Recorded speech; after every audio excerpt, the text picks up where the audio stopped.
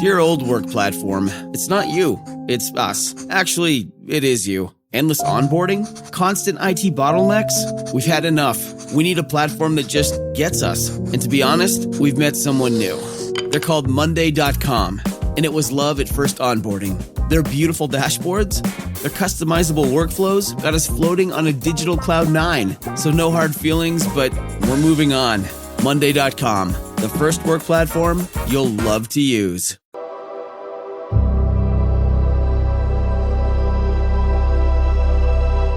And we are recording, and we're with Ken and Mike again for another edition of My Uncle's Escape Alcatraz on a pretty historic day. We're recording this on Inauguration Day, and I think we've been curious to see, because since the advent of bringing in Robert F. Kennedy Jr. into his cabinet, President Trump now is hopefully going to keep his promise and start releasing some FBI files, of which the ones that RFK Jr. wants him to release is the files on his uncle and his uncle's assassination.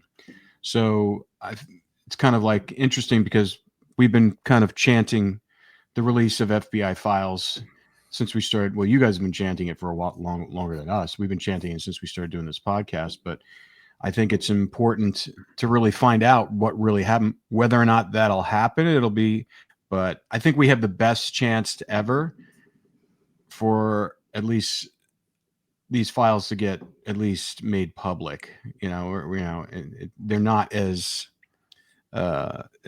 controversial as the JFK assassination. So hopefully, with the new administration and a new FBI director, because that's coming in too, we'll see. What do you got? What do you think, Ken? What's your perspective on this?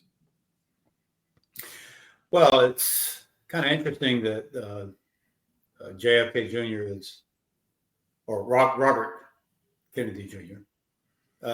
It's his uncle, so it's.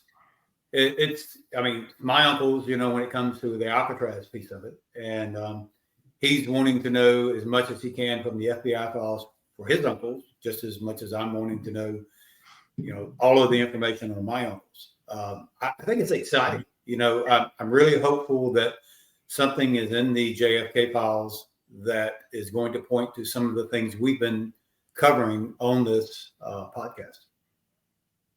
Yeah. How about you, Mike? What do you think? I know most of the files have been released.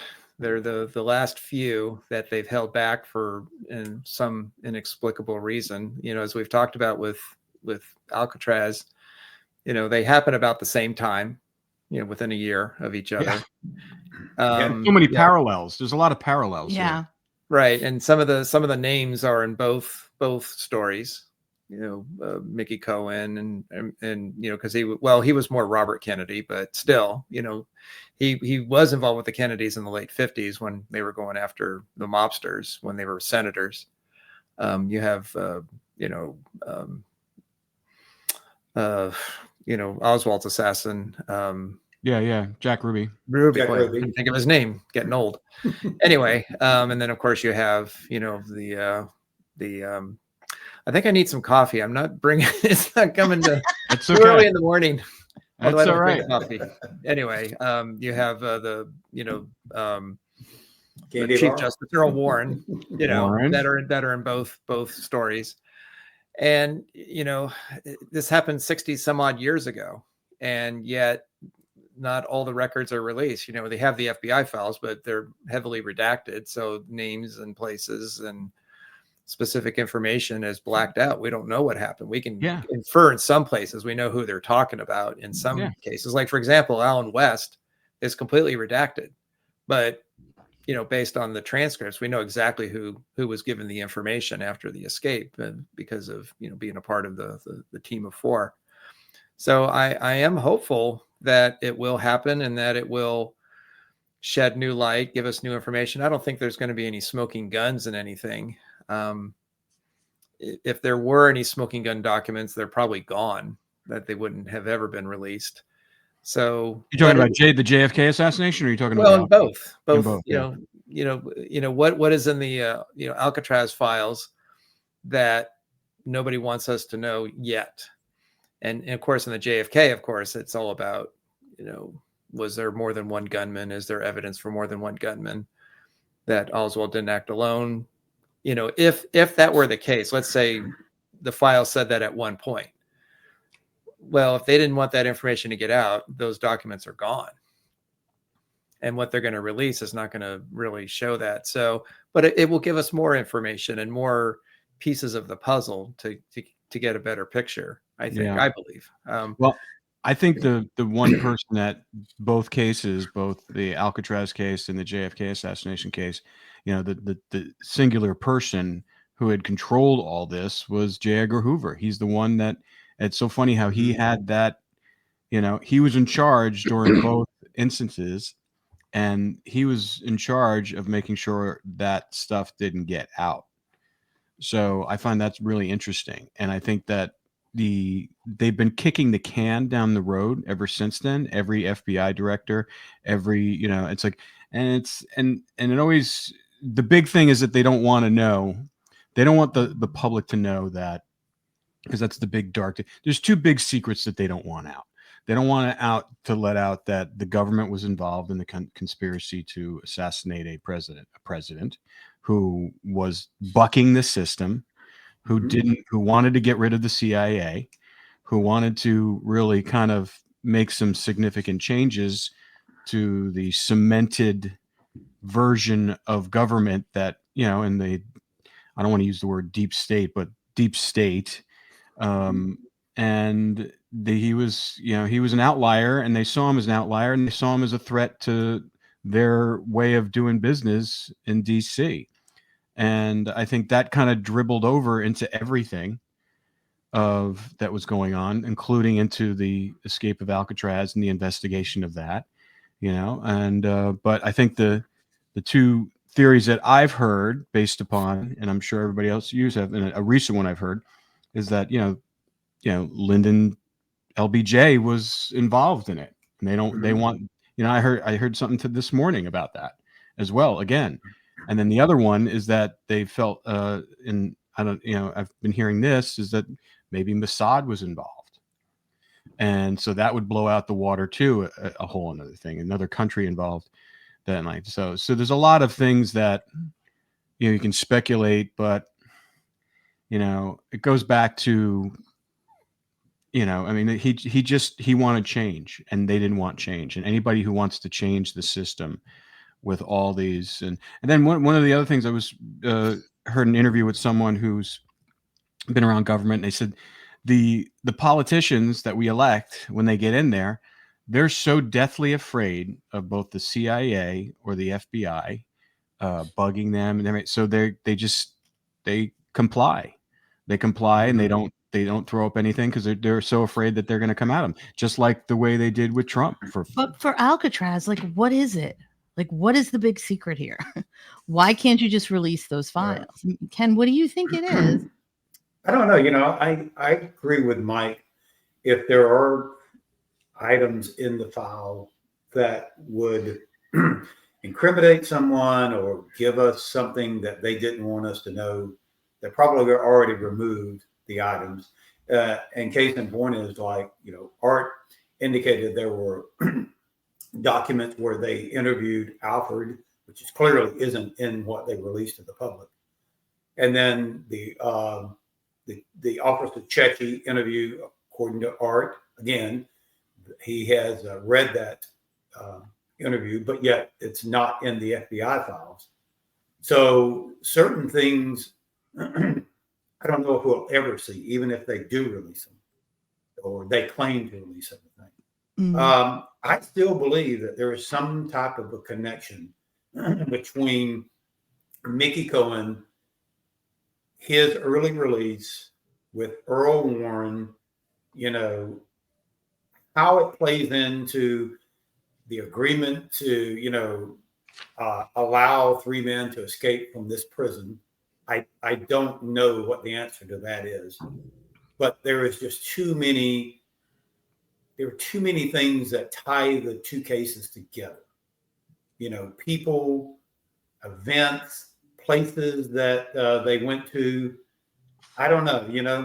I really hope one day, if we ever get a chance to see everything laid out, I really believe, just like Art told me a long time ago in 2015, the answers to what we want to know about Alcatraz are in those files. Now, he's had the ability to read them. I haven't, every bit of it. So I take him at his word. I believe there are answers to what we want to know. Mm-hmm. Mm-hmm. And he says that in one breath, and the other breath he says that they died in the bay. So I think that, that's part of the deflection that you get from people in that, in that arena, the people in the federal agents. There's clearly something that they don't want us to know about the Alcatraz. Because I agree with you. I mean, we're talking about 3 escaped convicts. We're not talking about, mass murderers or someone who assassinated a president or something like that. We're talking about 3 escaped prisoners. Yeah. And, for the FBI to investigate this for 17, 18 years before they ever turned it over to the federal marshal. And to this day, it is so heavily redacted. What is in those files that they don't want us to know? Yeah. And there's another, in at least one case, there is a definite misdirection. I know there's probably many others, but the one that I can think of off the top of my head was, and we've talked about this before, is the raft. That it says very explicitly in the FBI records that they sent the National Guard to Angel Island. They searched the island. They said there was no evidence that there was anybody there, that they had landed there, because that's what Alan West had indicated, that they were going to go to Angel Island and then go from Angel Island to the Marin area, steal a car and head north.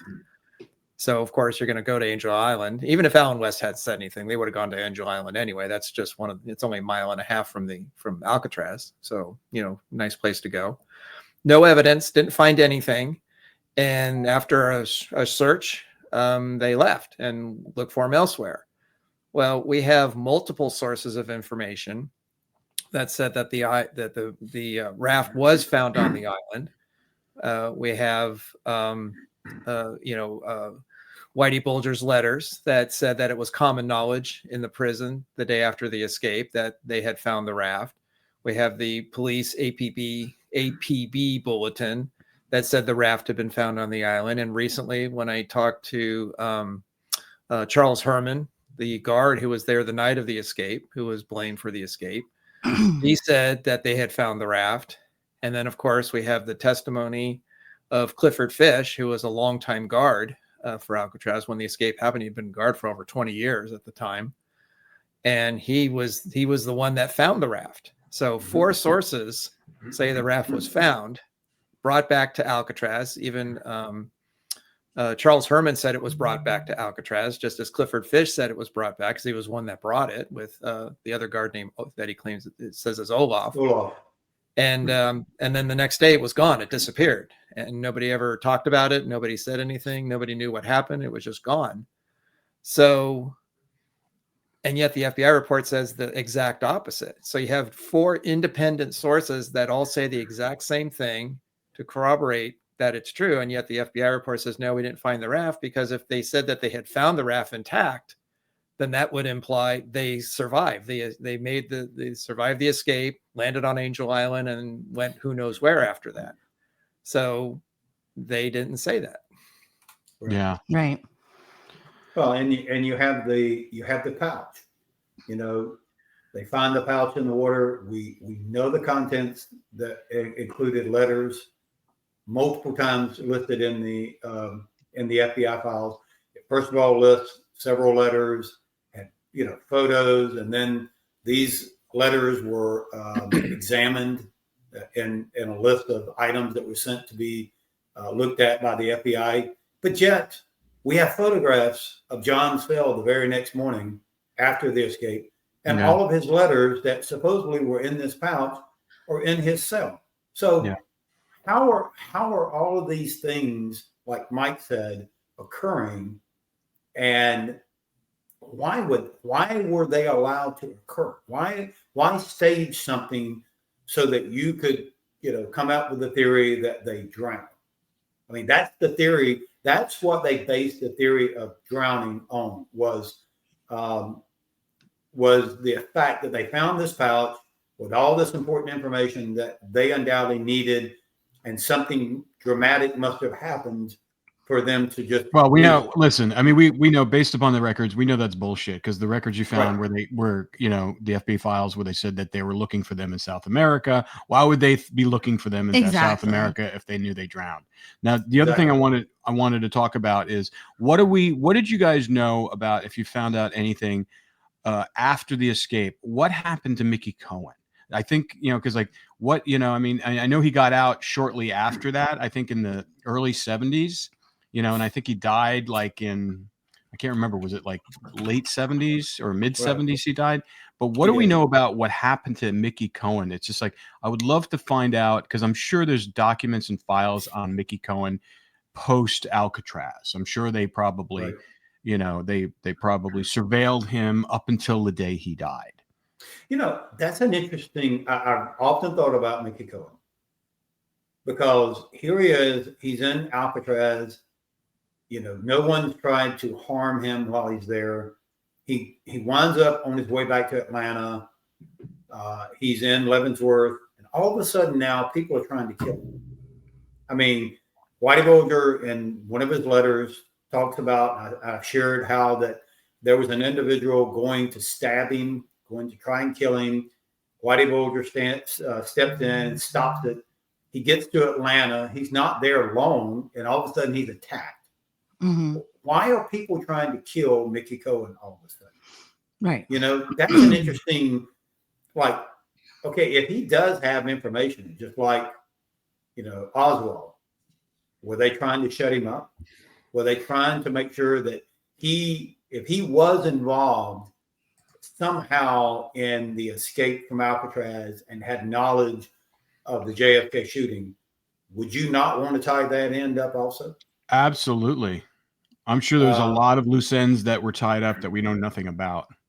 I mean, why would you attack him in prison? Just random people wanting to kill him, and how powerful he was. I mean, it's almost kind of like trying to attack one of the main mob boss. And as soon as you got out of prison, I'm sure the people that work for you would take care of you also. So, well, I don't think it would be the mob trying to kill him. I think it was. No, I don't think so either.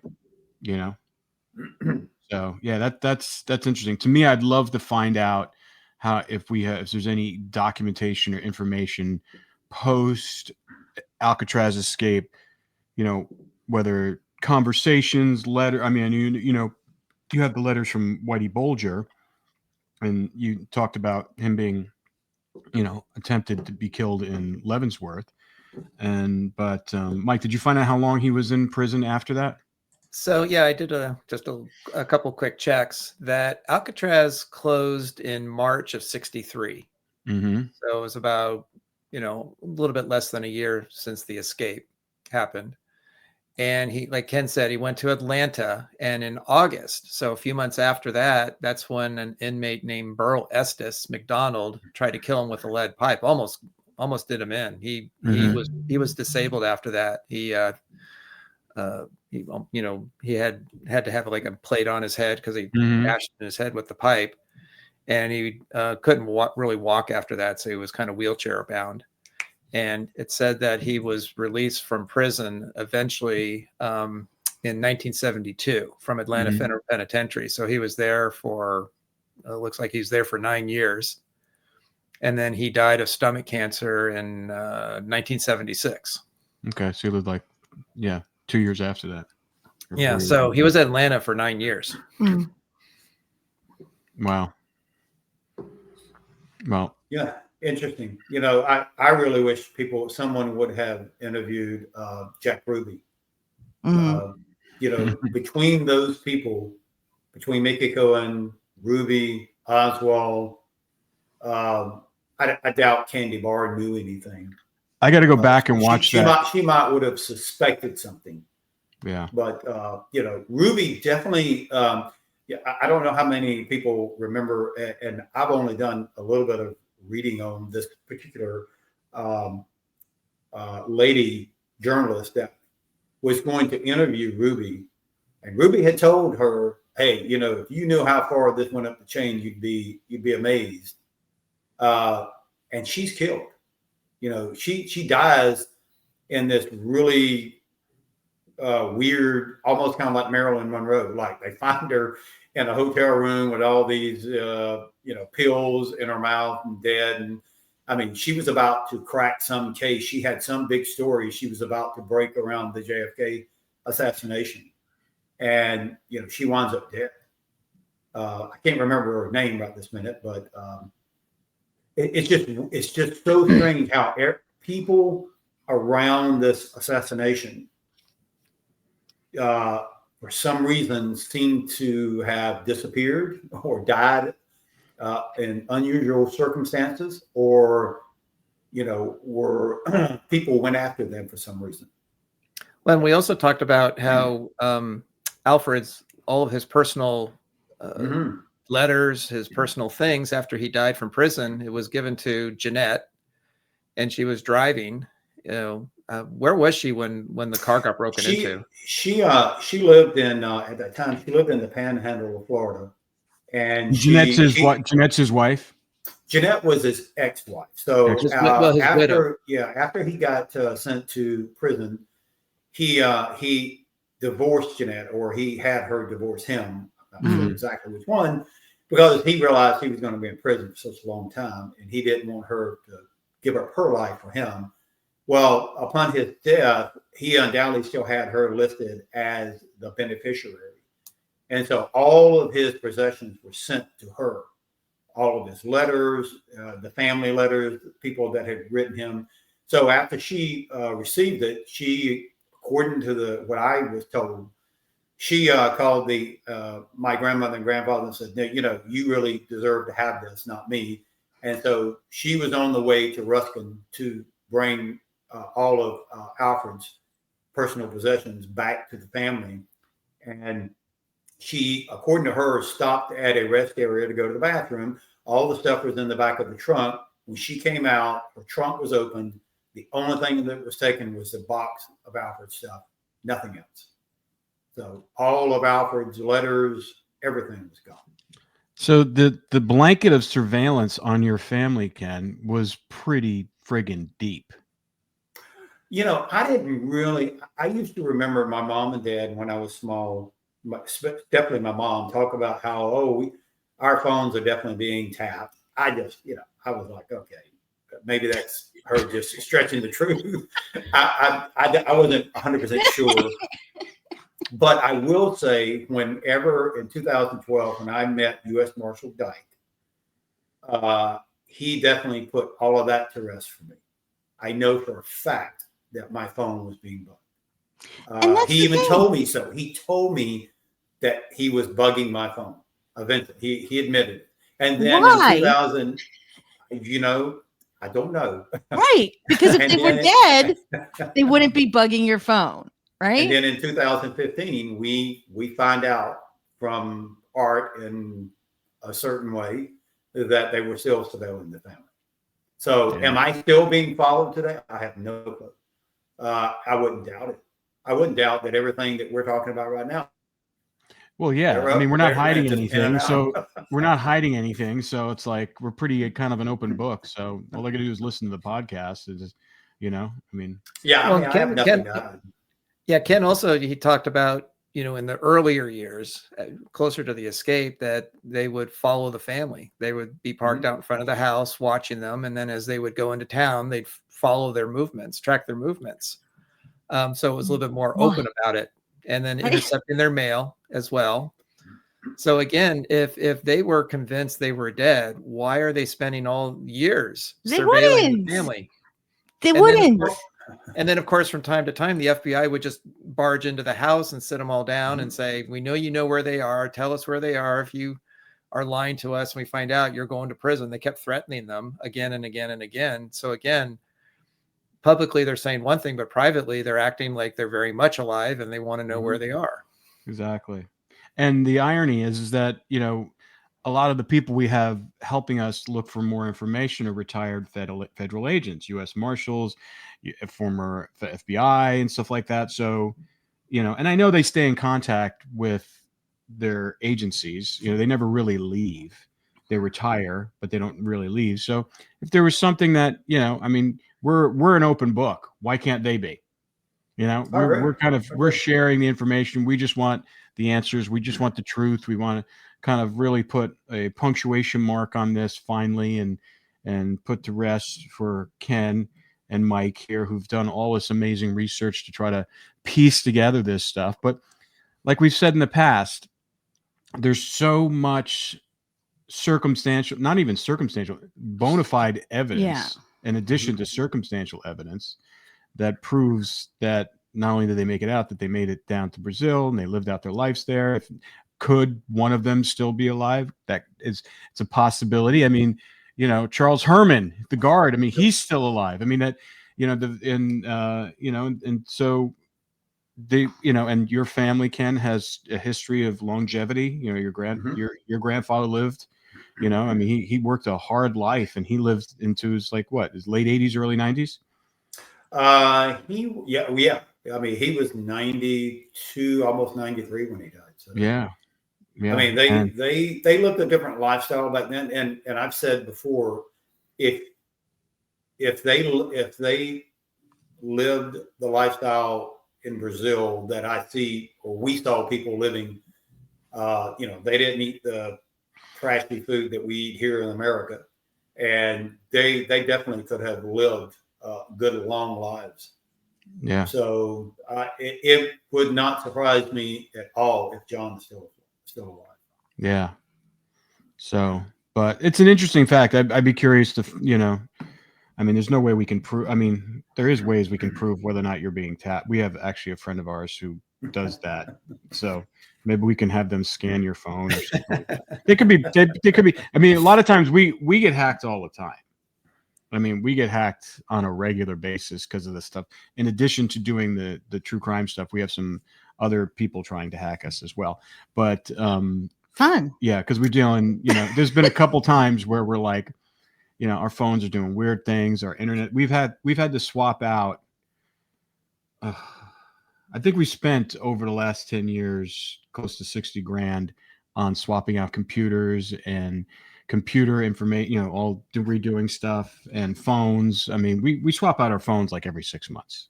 Well, I can tell you a story that happened with us and Art, which some people will say, "Oh, that's crazy. I don't believe it happened," but it actually happened. So when we were in Seattle, Michael Esslinger was with me and my brother and Art. We were filming. Remind us who Michael is again. So Michael Esslinger is he's a very famous Alcatraz historian. He has written multiple books on Alcatraz. He's written a book on Whitey Bulger.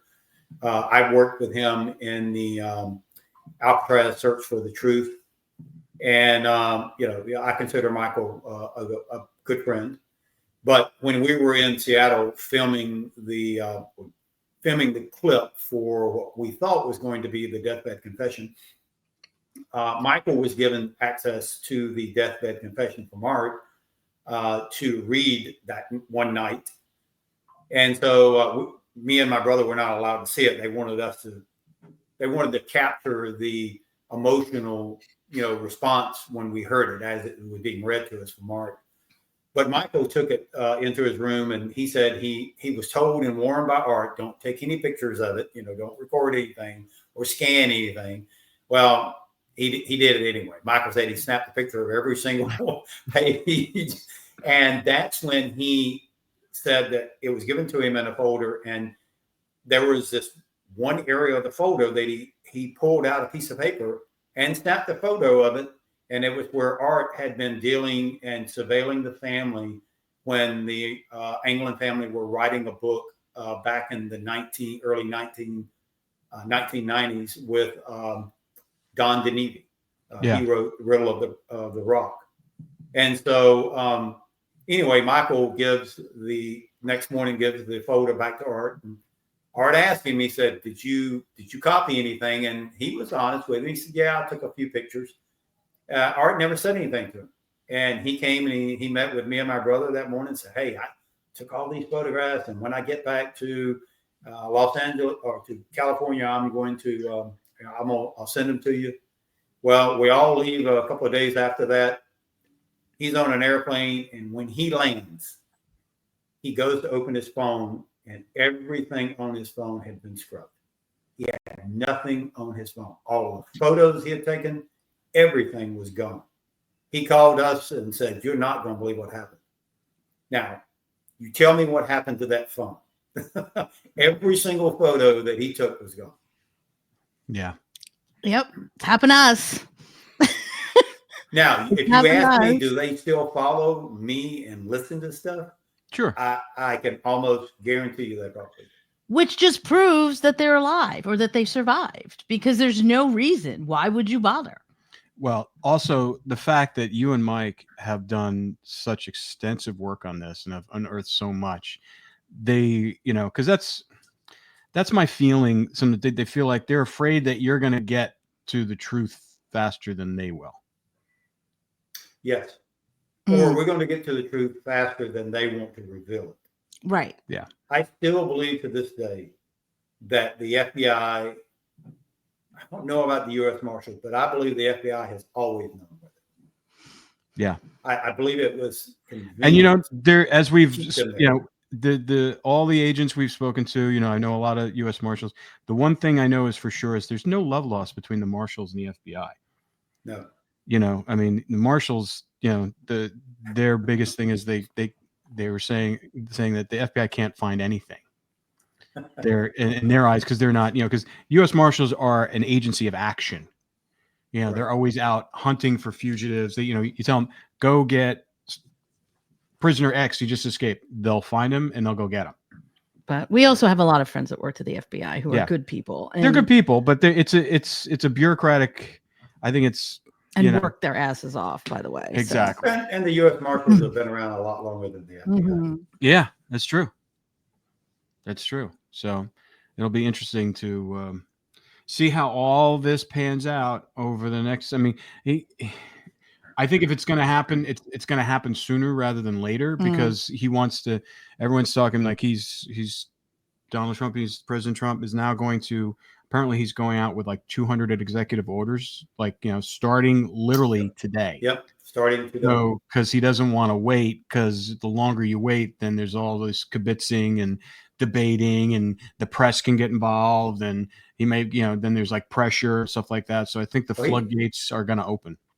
He's planning to sign a bunch of them at the rally today.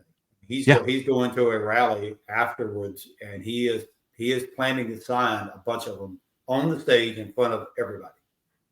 So, and he may not do anything that's directly related to Alcatraz, but maybe there's more of a flavor of openness within those agencies of, we've held on to them long enough and there's really nothing to hold back anymore, that, it's more of let's be transparent. Let's be more open with some of this information. The big one, which he's promised to Bobby Kennedy Jr. is the JFK files. Yes, that one he has promised directly. That's so, and that, who knows if he does that, then there's, like I said, there could be some connective tissue to this.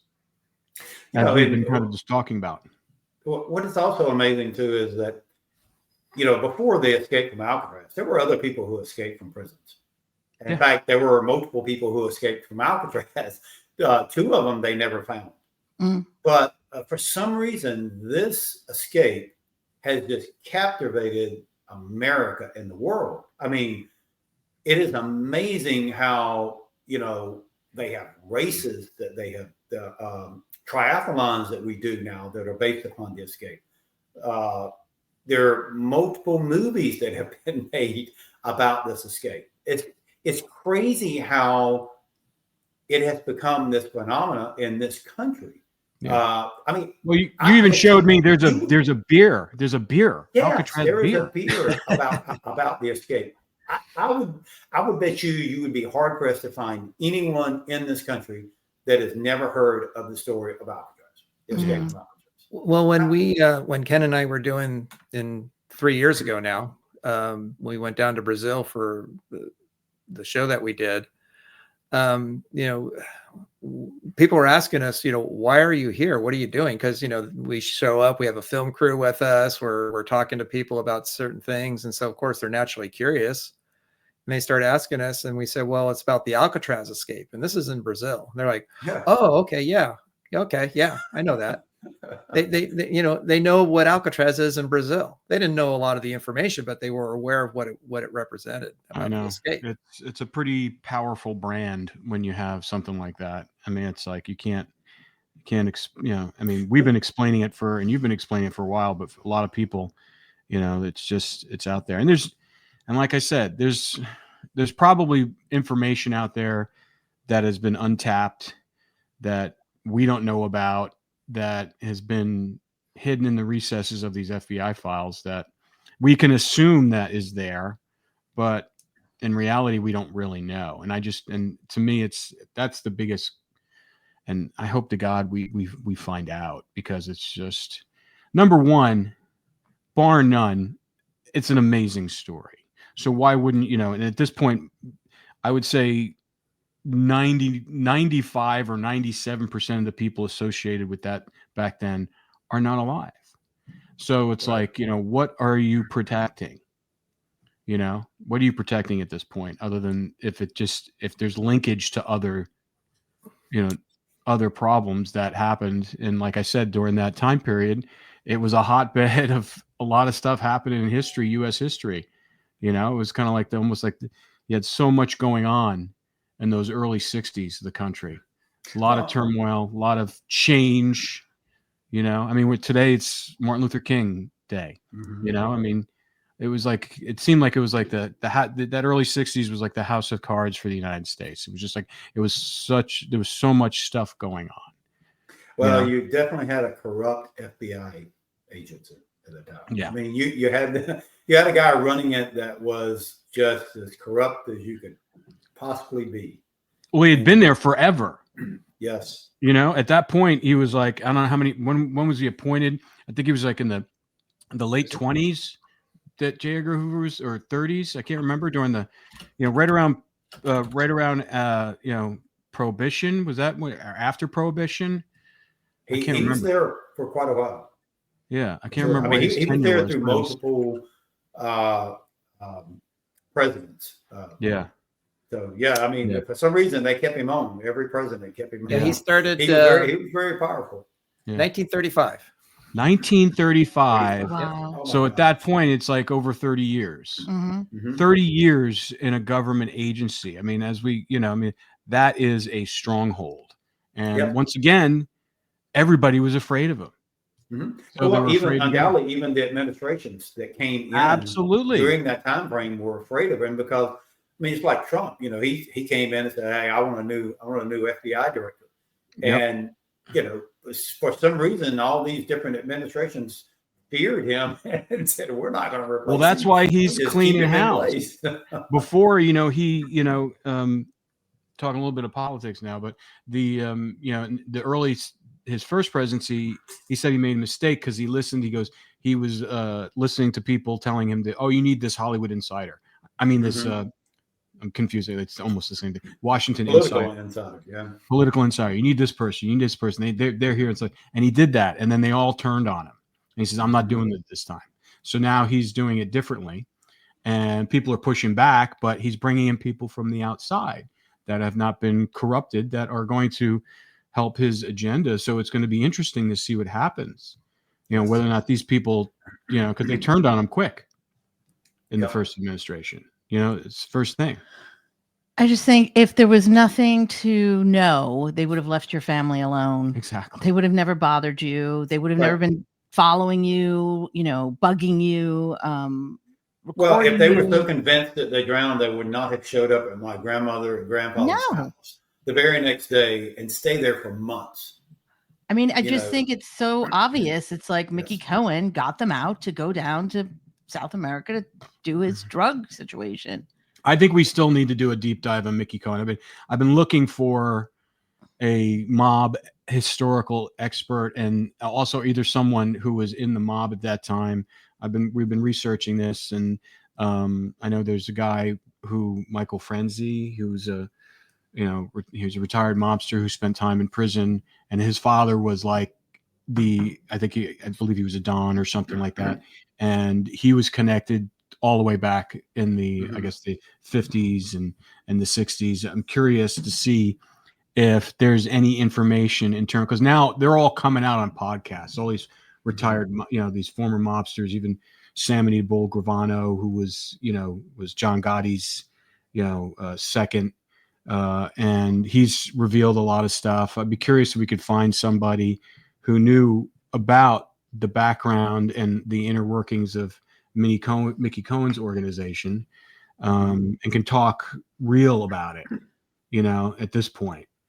But because I really think that's that's one of the nexuses of this escape, because he plays such a pivotal role, and both on before just the meeting of John and Clarence, the introduction from Fred Breezy, and then how they got involved. These two farm boys, how do they get connected to one of the most powerful mobsters in the world at that time? And then connected again in Alcatraz, and then connected again outside of Alcatraz. So to me, he's the linchpin. Yeah, and because he was connected both within the mob, within law enforcement, within politics. I mean, the tentacles are just crazy, because they were all inner working, and the irony is that Kennedy, who got assassinated, his family's wealth was built on his father was a rum runner, he was a bootlegger, and that's how they made their fortune. So like there's some, and then everybody knows about the deals that he was making. Joe Kennedy was making with the Chicago, organization and syndicate back there to secure. Then you had Frank Sinatra that was involved. I mean, there's entertainment involved. There's just so much intertwined there. I think Mickey Cohen and the mob is completely at the center of this wheel. I said from the very beginning, when I finally found out who was behind that redacted file in the FBI, and I found out it was Mickey Cohen, the very first thing I said to myself was, who is Mickey Cohen, and what does he have to do with this story? But the more we dug into it, I was just like floored. He was kind of like the missing piece to the puzzle. Mm-hmm. Everything started falling into place. Okay, why John and Clarence and Alfred went out to California. Why would they drive all the way out to California? Why would they come back with a car registered in the state of California? Why would, Clarence, when right as they're getting caught in Ohio, give an address to a place in California that they were heading to? All of this started kind of falling into place. Like, oh my gosh. And then Fred Breezy, flying them out of the country. How in the world did he do that? How was all of this coordinated? England family couldn't afford to set something like that up. They could barely afford to feed themselves. It definitely wasn't Frank Morris's family. He didn't have any family. Yeah. So, the only person that this truly could have been is Mickey Cohen. And I go back again. How in the world did my uncle, know Mickey Cohen? Right. Yeah. Makes no sense. That is the craziest thing in the world. It's just crazy. It's a connection that I think needs further explanation and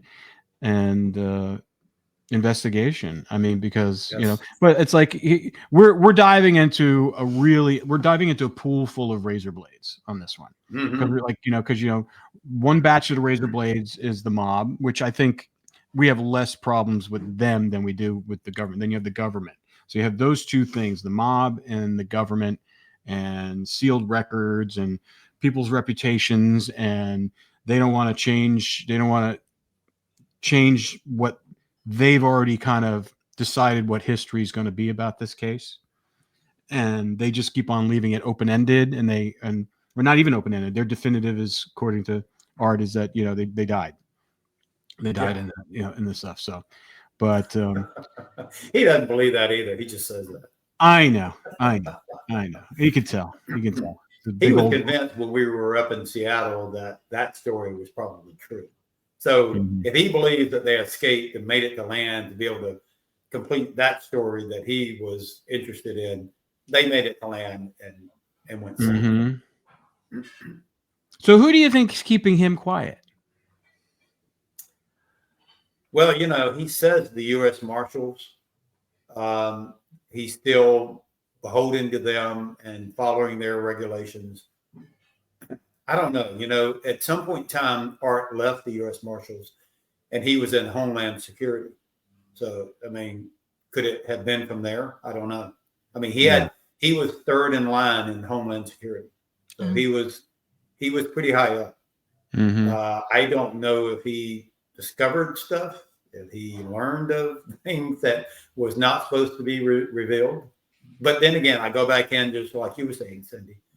If this was just about three men that escaped from prison, there's no earth-shattering discovery we're going to find out here. But if it is truly tied in some way to the JFK assassination through Mickey Cohen, I can understand why they do not want the Alcatraz escape files released.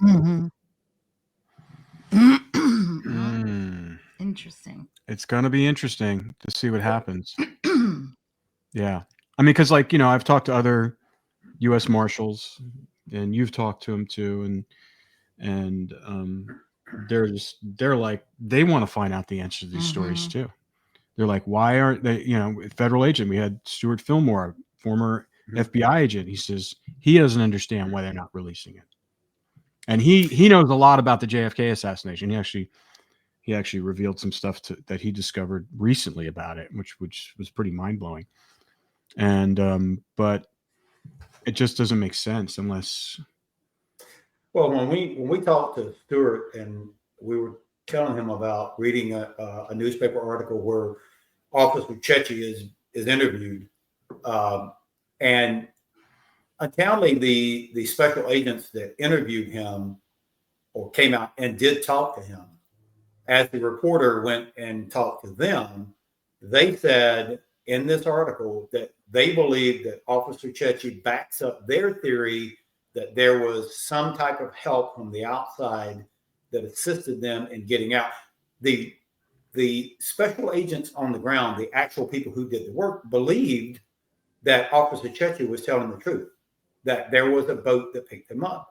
But for some reason, the higher-ups in the FBI did not want that story to come out. And that's who went to Officer Chechi and said, what can we do to make this story go away? Yeah. Well, and the reason that he did the newspaper article was about a week after the escape was he believed he saw the boat on the water. That was the escape. He didn't know it at the time, but the next day found out about it, reports to his supervisor. And then of course the FBI are brought in to interview him. They're very dismissive of his story. And one of the things they said was, why didn't you go out there and try to stop it? Like he's supposed to swim into the bay and somehow tell them to drop their guns kind of thing. Exactly. And when they don't act on it, like Ken said, they're going to be like, well, we're not going to do anything with this information. We're just going to kind of file it away. Well, he's really upset about this because he's saying there could be a boat somewhere in the Bay Area that was the boat. And we need to start looking at all the harbors in the Bay Area to see if we can find the boat and see if we can, with the boat, track down the escapees possibly that they're possibly still in the area.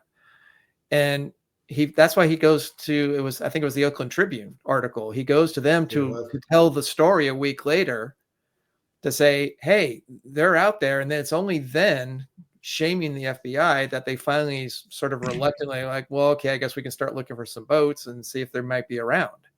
So it was the publicity that forced the FBI to do it, not their own internal investigation that said we need to, the proverbial look under every stone kind of a thing. Because what he was saying was very reasonable. The boat could still be around somewhere hiding. Sure. Oh, sure.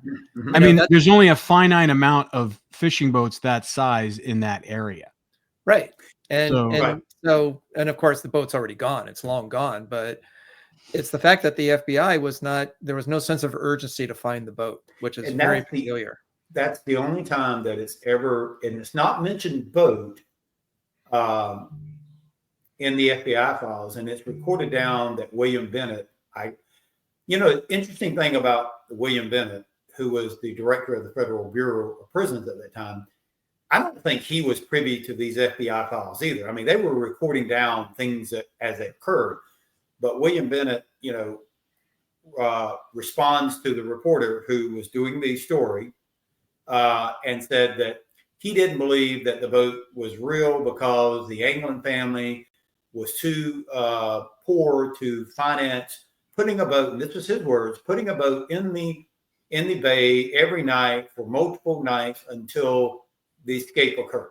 So he dismissed it right off the bat. He said, that's not it. That's not possible. There's no one could have done that. And so that's the only time the boat was ever mentioned in the FBI files. Did Bennett ever say what he thought happened to them? Did he say that they died in the water? Yes. So this is what I have always keyed in on was William Bennett, and the very first file that volume 1, early on when they find the pouch, William Bennett is the one who said, this proves that they drowned. He said, I believe they drowned because of this pouch. Now, later on, he does an interview also, William Bennett, with a newspaper reporter, and he describes the items that were in the pouch. He talked about the letter, not the letters. He didn't say the letters. He said pieces of paper with people's addresses and stuff. Well, later on, there is another FBI file that it's like in volumes 5 or 6. And the FBI wrote at the very bottom of this page, because they were talking about finding the pouch and William Bennett telling the newspaper. And they said, how did Bennett know the contents of this pouch? And they were very upset because they felt like he jeopardized their investigation because they wanted to keep that a secret. Because, if they were out there, they didn't want, and John and Clarence and Frank Morris truly needed this pouch. They didn't want them, knowing that they knew the addresses. Well, they were all upset with William Bennett. How did William Bennett know the content of that pouch? Interesting. Yeah. They were surprised. They were shocked at how he knew what was in that pouch because they had not released it to anybody. To me, that's another smoking item that pouch was planted in the water so that they could use it. That is when Bennett and that is when Olin Blackwell started saying they believed that they had drowned because this pouch was important. Something dramatic happened. They lost it, and that proves that, that's their theory as to why they believe that they drowned. Yeah. You asked Art to say the same thing. But yet, I go back, you go look at that photograph of John's cell the next morning, and every one of those letters that was in that pouch was in his cell the next morning. Yeah. Going back a little bit, do you still talk to that author, Michael Essinger? We have. We do so, don't we? Yeah, we use some of. He was helpful with some of the information in the book. He provided some photographs for us and some information that little bits and pieces here and there. And yeah, we're still in contact with him. Do you think he'd come on the podcast? I think it'd be fun to have on. I've asked him to come on the podcast, and for whatever reason, he's just reluctant to do it. I will say this about Michael. I think Mike learned the hard way when he did the show with us in 2015. And it seems to have changed. The island's stance seems to have changed a little bit. There was a time back before that where anyone who wrote anything that contradicted the fact that they did not successfully escape, that somehow they lived and survived, they did not allow any of that stuff on the island. all the books had to correspond and pretty much go down the same road that they died, or they didn't know what happened to them. And Michael working with us on an alternate theory about how they got off the island. And we, of course, for the very first time we ever bring the photograph out to the public. And Michael told me the island did not like what he did. And in fact, the book that he would later write with my younger brother, they don't even carry it on the island anymore. And Michael told me that they went out there and they would have their book stashed way over in the corner where no one could see it. So things have changed. Things have changed. Agree, I mean, we've had Amanda on here, who's the curator for all that stuff. I would imagine, the temperature has changed. Although she was very careful not to say what she thought. She was very. Well, that's different. I think Michael has pretty much, though, gone back to the belief that he's not 100% sure that they made it. And that's one of the reasons why. That might be why he doesn't quite agree with everything in the book. Right. Or that incident where his phone got wiped scared the shit out of him, and that he's turtling up. Yeah. I mean, I told him I'm not afraid of any debate on any subject, on any item that we put in that book. Exactly. I'd be more than happy to, in a very nice way, I'll debate anyone on this book. Mm-hmm. Exactly.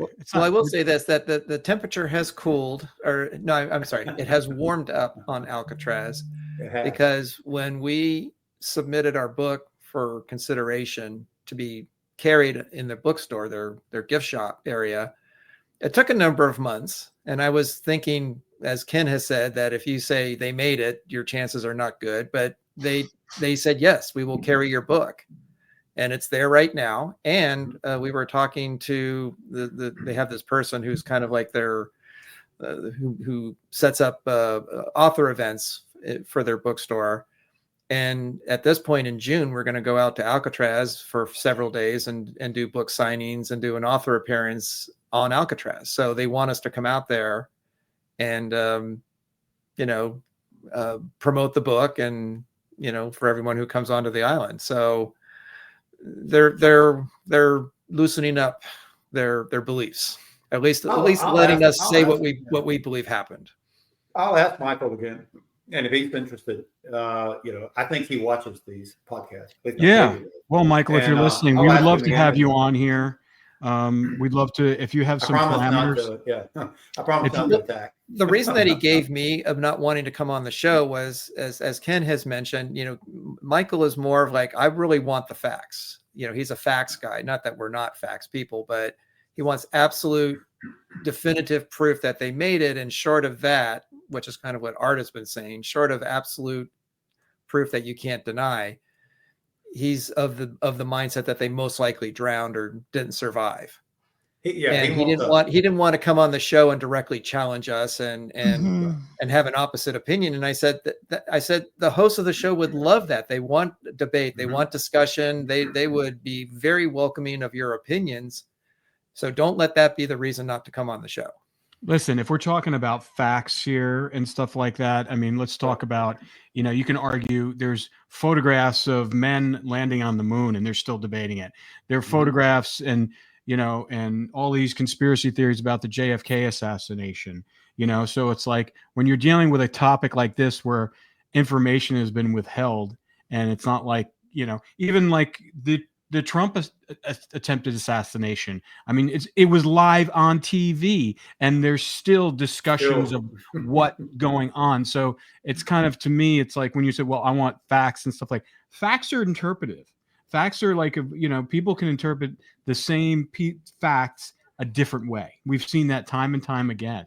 So I think it would be great to have him on here if he does have an alternative view, if he does believe that he was that they didn't make it off, and he has some, because to me the case that the government has that they didn't make it off the island, it's just like there's no they don't really have facts. They're just assuming that because they found a raft and they found this pouch and there's no evidence of them and stuff, and their statement is that they didn't make it, but based upon all the information that you guys have dug up and that's out there and other people have dug up, the case of them not only making it off the island and alive, but spiriting themselves down to South America and possibly living out their lives and in that area and getting married and having children and all the information that your family has and the Fred Breeze. I mean, who's gonna make that shit up? I mean, it's like, why would you? And then to do it in like secrecy, it's like when Fred Breezy came out in 1992 and stuff like that. I mean, there was no reason for him to tell your family like that. Obviously, we're pretty much believe that Uncle Man was the conduit of information and was on the inside and in the know as a trusted family member, knowing that they could, and also Alfred as well. And Alfred, unfortunately, his death kind of buried a lot of stuff, but we're still finding out information. So I just don't understand how you can take that information. Like I told Art, I said, Art, if we went to a court of law and we presented Ken and Mike's case and the government's case with a jury, a non-biased jury, I think they'd lose. They would. I think they would lose. They would There's lose. just too much stuff, Well, I just emailed Michael to see what he says. Yeah, unless the government comes out with some sort of smoking gun saying, "Oh, well, yeah, we have their bodies, Right. we have, we have their exactly. autopsies, we have their DNA, Right. we know that they, but they don't. They don't. They have no evidence whatsoever. Yeah. No. All the evidence that they have, which they found, like the life vest and the raft that they left behind, when they tested it, it proved more toward us than it did them. Right. Because it would hold air for that raft was for hours with weights sitting on top of it. So I mean, even the evidence that they claim that they have or they did find just proves that their escape was successful. Well, the other piece of evidence that Art gives, which is generally true, is when a prisoner escapes, they're going to leave a trail behind somehow, some way. They rob a store, they need money, they need food, they need clothes, or they need shelter, whatever. They need resources, and so that's good. Eventually, that'll tip their hand. And he said for the 3 escapees, they just vanished; they fell off the earth. And so from a searcher point of view, they're dead, because how will 3 people just completely disappear? Now, of course, we have an answer for that. They were flown down to Mexico and then later Brazil. So, and our answer is a very reasonable answer. It's not some crazy conspiracy thing with all these people involved to make it happen kind of a thing. It's like, it's a simple childhood friend flew them down to Mexico. They were picked up and they were gone. So that completely explains why they disappeared. Yeah. Well, and I would say, Art's thinking of if a prisoner escaped today, if they escaped today, there's very little that they could do to hide. I mean, you got cameras everywhere. People can be followed everywhere. I mean, it's not like back in 1960. I mean, yeah, truly, even if they did not leave the country, could they have stole a car? Of course they could have. Could they have driven somewhere and someone helped them? I mean, you didn't have the kind of coverage back then that you have today. Right. So I'm not sure that just saying because there was no footprint anywhere. I mean, the only footprint where you would have seen a footprint would have been in newspapers, right? I mean, if they had gone in some little small town and robbed a store, I mean, it might have made the local little newspaper. I mean, would it have made national newspaper? Would Art or somebody who had said, "Oh, well, there was a store robbed, 300 miles away in some little bitty town"? Well, how do you know it wasn't them? Yeah. No, how do you want to follow them? Yeah, the way they control information. Right.